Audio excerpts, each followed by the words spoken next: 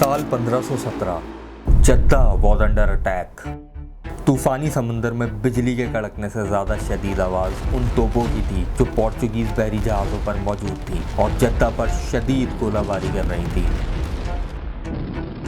Jeddah کی بندرگاہ دنیا بھر سے حاجیوں کو مکہ لانے کے لیے سب سے اہم راستہ تھی۔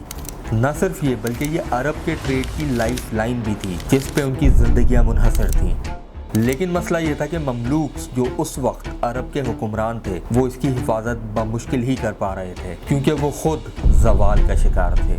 تو انہوں نے بمشکل مقامی عرب قبائل کے ساتھ مل کر پورچوگیز جہازوں کا مقابلہ تو کیا مگر وہ انہیں پوری طرح سے پیچھے دھکیلنے میں ناکام رہے، اور اس طرح خطرہ ابھی بھی سر پر منڈلا رہا تھا۔ اس صورتحال میں اگر پورچوگیز حملہ دوبارہ ہوا تو جدہ ان کے قبضے میں آ جائے گا، تو پھر حج کا کیا ہوگا، حاجیوں کو کیسے لوٹا جائے گا اور حرمین پر کیا آفت آئے گی، اس کا شاید ہم اندازہ بھی نہ لگا سکیں۔